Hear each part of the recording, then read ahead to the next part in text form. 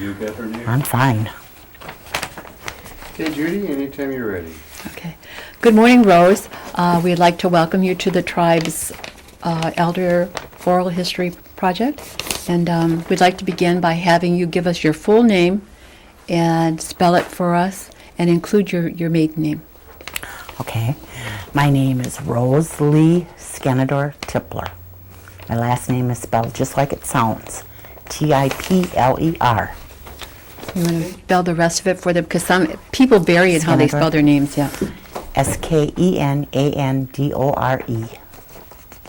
Rose. And Rose is Rose. What was the middle name? Lee, Lee. Yeah, some people spell Leigh. Judy, Okay. can you take your paper there so we get a lot of crinkling on it? That's her. So Rose Lee is your maiden name? Yes, it is. Okay, Rose. The year and the place where you were born. I was born in Green Bay, Wisconsin in 1946. Okay. And your parents? Philip and Dorothy Skennador. Do you remember your grandparents on either side? Let's take your mom first. My grandmother and grandfather were Ella and Claude Charles on my mother's side, and Hilda and George Skennador on my dad's side. Okay. Judy, quick interruption. We got your birth date year, but not the actual date. Oh, December 25th. Thank you. Ooh, Christmas. Oh, that's weird. Yeah. Okay. Got your own tree, huh? I wish I would have had my own tree. Okay, so you were born where? In Green Bay, I believe it was at St. Mary's Hospital. Okay. And then we had asked about your grandparents, and you gave us their names. Now, how about the great-grandparents? Do you remember them? No. Not at all. Do you remember if your mom and dad spoke Oneida, or your grandparents on that side? Grandpa and Grandma Skennador spoke Oneida. My grandparents on my mother's side did not. My grandmother, Grandma Charles, was Danish, and Grandpa Charles was Stockbridge and Brothertown. Okay. When you said Charles, I automatically assumed that Charles from Oneida. Okay, glad you explained that. Do you have sisters and brothers? I have one sister, Tina Cottrell.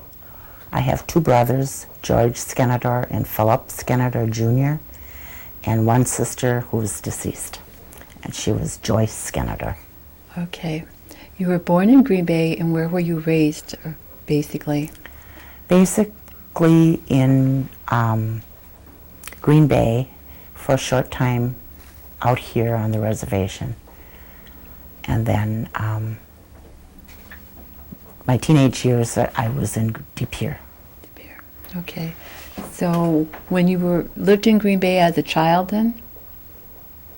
Actually, as a child, I lived in Ashwaubenon with my grandmother for the first 6 years. With your grandmother? Mm-hmm. Okay. And then you moved to the reservation with your parents, or? Mm-hmm. I'm trying to think. I went to Chicago Corners School when I was in the 3rd or 4th grade, I believe. Can't remember back that far. And I think we only lived on Fish Creek Road for about a year. Other than that, we were in Green Bay and in De Pere. Okay. So as you were growing up then, compared to the kids on the reservation, you had electricity and lights? We did in town, but not when we lived on the reservation. On the reservation. What do you remember about living on the reservation in terms of what the kids did for, say, recreational activities or their responsibilities around the house? Well, I think as a child, I had responsibilities such as, making my own bed and cleaning my room and helping with the dishes. And my mother taught me how to cook at a young age. I could fry potatoes and make eggs and, oatmeal, things like that. And For recreation, we played a lot of baseball, tobogganing, and sliding or sledding. I don't know, I guess just typical kid Kid stuff. things. Did your family go hoyaning, or did the kids go hoyaning at all? No, Okay. I don't remember doing any of that. What, I know you're a little bit of your background, but what is your basic religious affiliation? Methodist. Methodist. Yeah. Your mom was, Both my parents belonged to the Methodist Church. so And so your I was- holidays would be, your holidays during the course of the year would be Just, you know, Christmas, Christmas, Thanksgiving, Easter. you know, normal What were they? holidays. Yeah. What were they, kind of like family gatherings, or? Yes. When my grandmother Charles was alive, we almost always went to her house for Christmas dinner, you know, Thanksgiving and holidays. Any holiday, we were usually at Grandma and Grandpa Charles's house. Although we also went to Grandpa and Grandma Skinner's house too, so I guess we shared holidays with both grandparents. Did your parents or grandparents speak Oneida at all? Grandpa and Grandma Skinner did. And I remember as a child, I always thought, what are they laughing at? They are having so much fun. It just seemed like it was, their conversations were so happy. And I didn't know what they were saying, so I always wondered, what's so funny? Okay, that was your grandparents, and did your parents then join in with them? I think that back then when I was maybe 7, 8 years old, Dad would talk to Grandpa in Oneida, but I don't think he spoke it fluently. Okay. So I think he understood it more, you know, rather than knowing how to speak. He just understood certain things. He didn't speak Oneida himself. Okay. Did your parents or your grandparents at all talk about going to the boarding schools? Not that I remember. No. What was their profession, or did they work out that you remember? I don't remember what Grandpa Skinner did. And I think Grandma just was a stay-at-home mother, raised her family. I don't know. I just, I really can't remember. Okay. Did your grandma Skinner then do any kind of a gathering of plants or medicines at all that you can remember? She used to gather what she called lobili. And it was, if I can remember right, and my mother used to collect it too. It was just, I always thought it was a weed, but they would dry it, and then they would make a tea with it, and they used that for whenever someone had a fever or a cold. So I remember Mom used to give me lobili if I had a cold or, just any kind of Okay. not feeling right, running a temperature. That's what she would give us. On the other hand, my Grandpa Charles used to go out and strip the bark off of a certain type of tea, and he used to refer to that as a cleansing, a blood purifier. I don't remember what he called it, but that was also made into a tea that we drank, and it was quite nasty, I thought. And he was from the Stockbridge. He was from Stockbridge and Brothertown tribe. Okay. All right. So now you went to Ashwaubenon grade school? No, I never went to school in Ashwaubenon. I lived with my grandpa and grandma. Okay. Well, you went to the Chicago Corners for a little bit, and then where did you go to school after that? After that, I went to school in De Pere, several different schools. I believe it was Lincoln Grade School, Irwin Grade School, Dickinson Grade School, and then I graduated from East De Pere High School.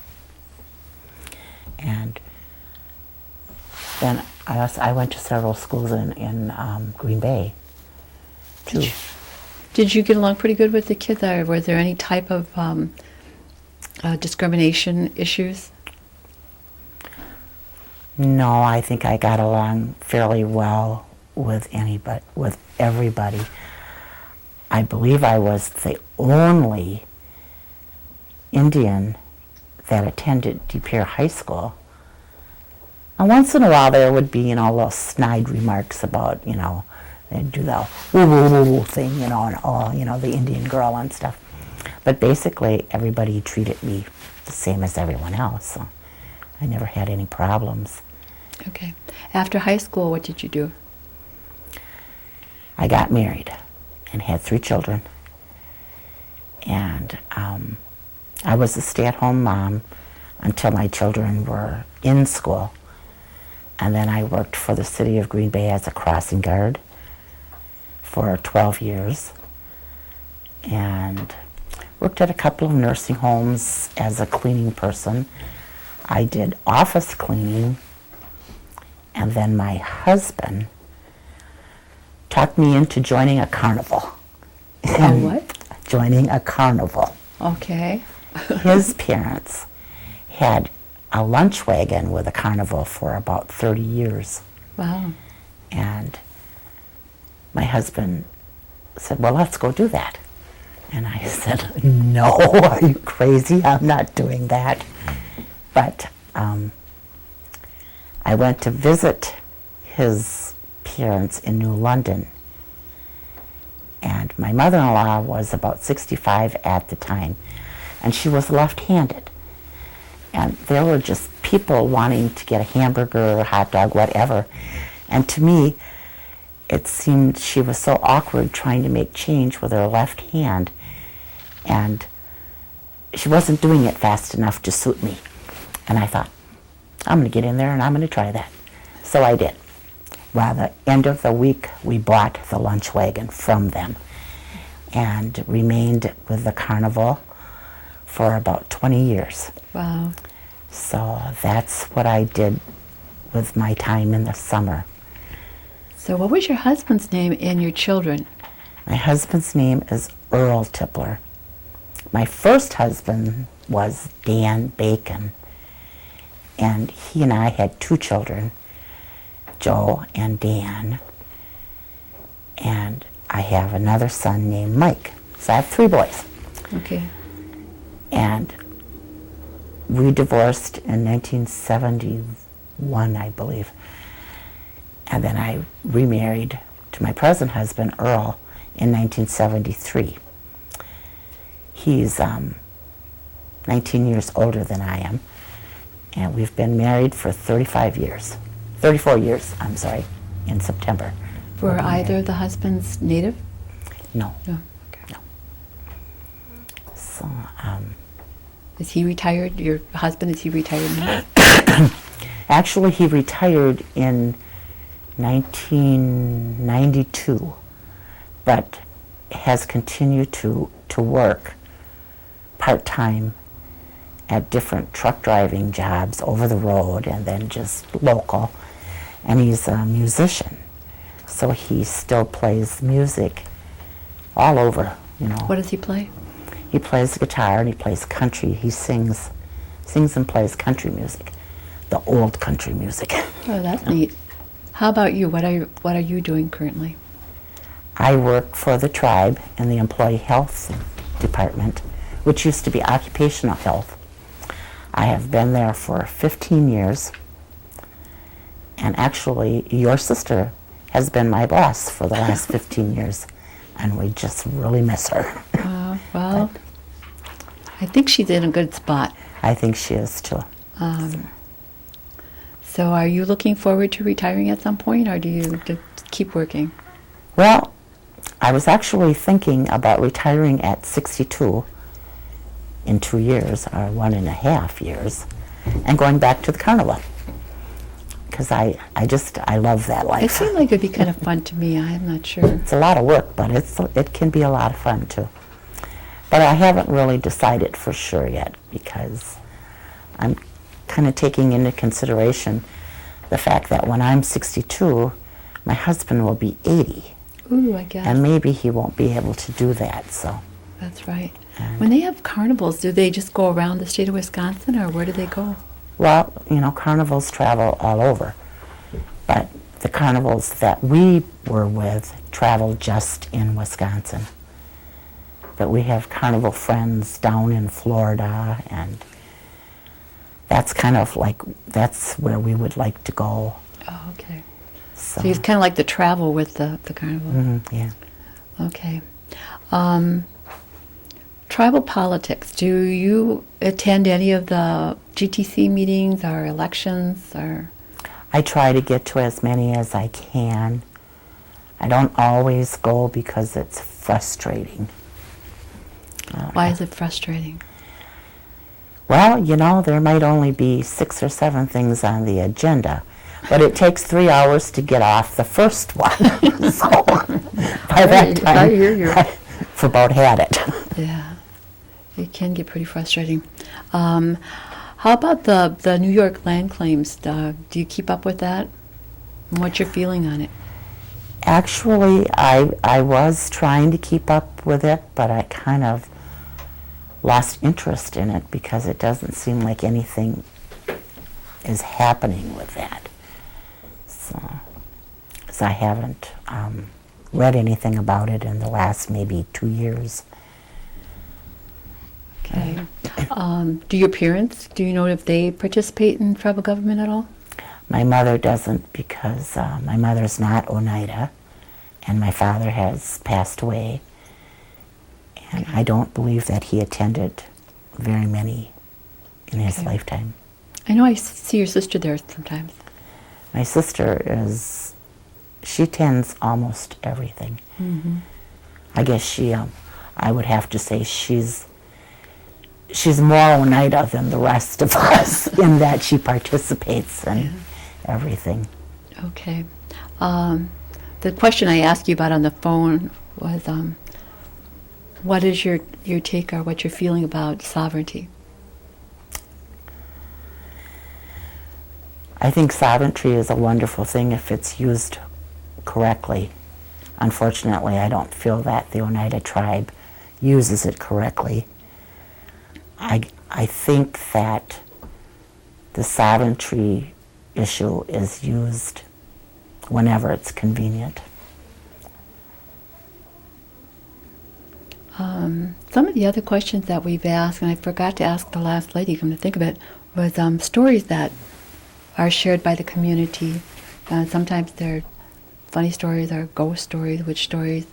Is there like a community story that you can think of that you might want to share at all? I guess I can't really think of any kind of story about the community. But growing up, we visited with relatives a lot. So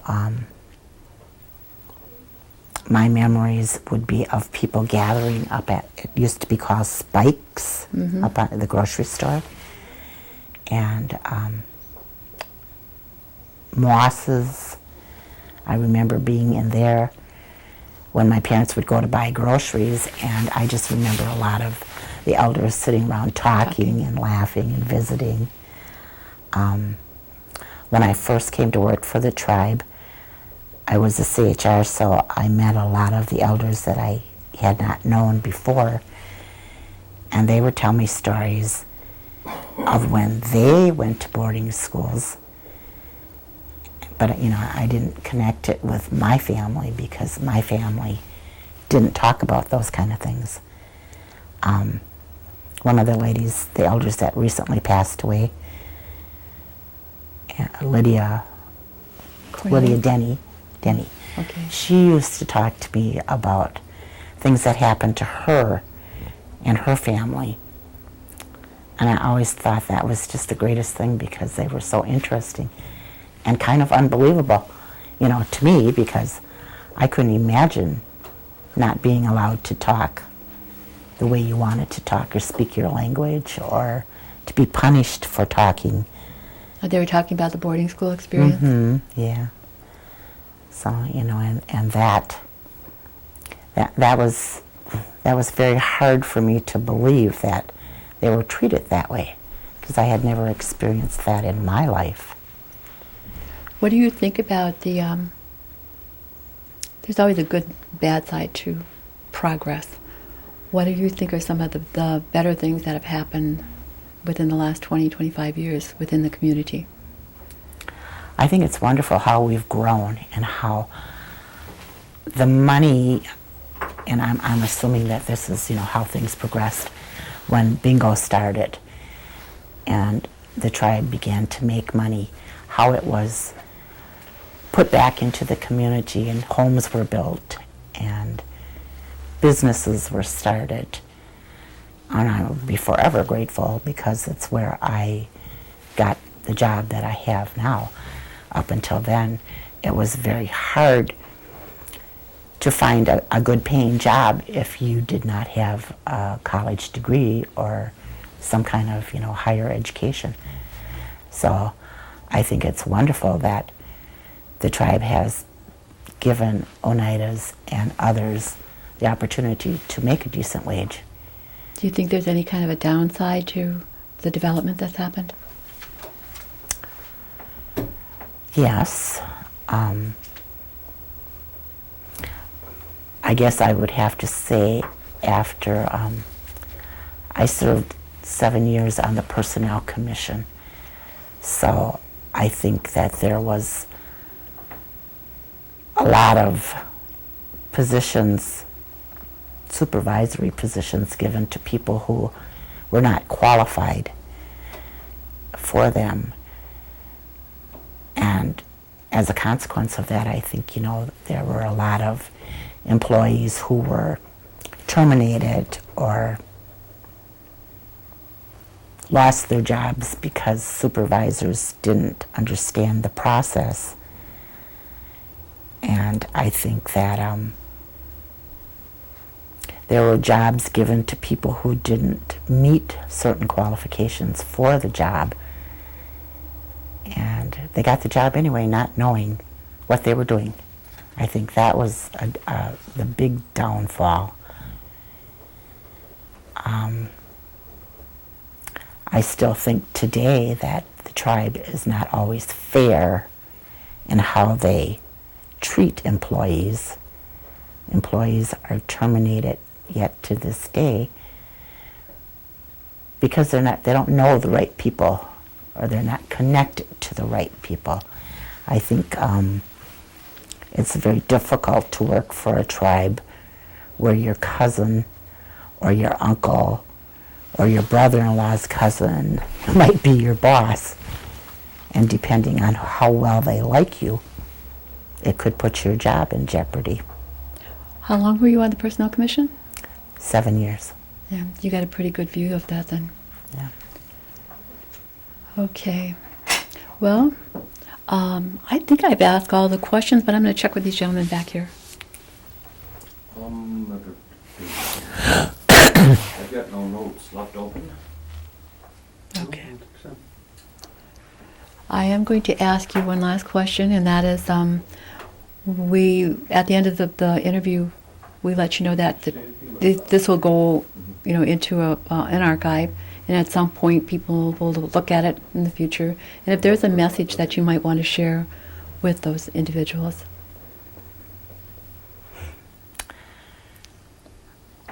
A message as an Oneida to another Oneida? Is that what you're asking me? Yeah. I think the message that I would give to any Oneida out there is to be proud of who you are and what we've accomplished. We have a long way to go, and I think, we'll get there. And eventually, we'll just become stronger and stronger as a nation and as a people. That's my hope.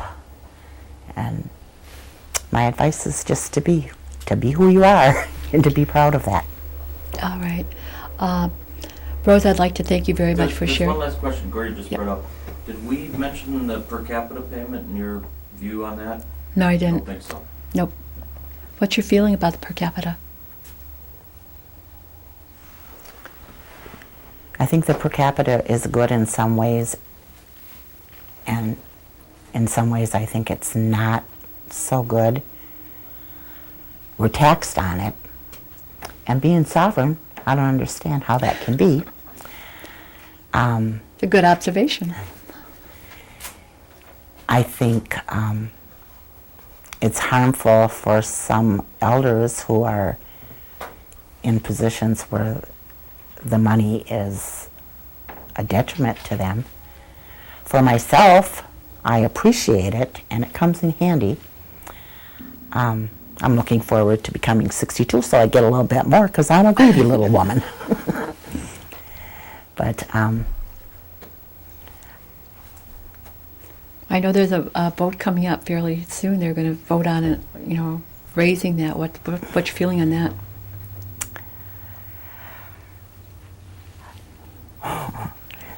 Maybe I shouldn't say this, but I think I'm going to say it anyway. I think that that's a wonderful thing if it's raised, because I think we should get a greater part of what the casino and every other thing is making, because we're giving money to the Packers, we're giving money to non-Indian sports, and it seems like, wherever you go, or whoever you talk to, well, the tribe has just given $1 million to this, that, and the other thing. Well, sorry, but I think they should give a little bit more to their own. I concur with you. Okay, did I miss anything else? I'd like to thank you very much, Rose, and I'm glad you were here to share your history with us today. Thank you. You're welcome.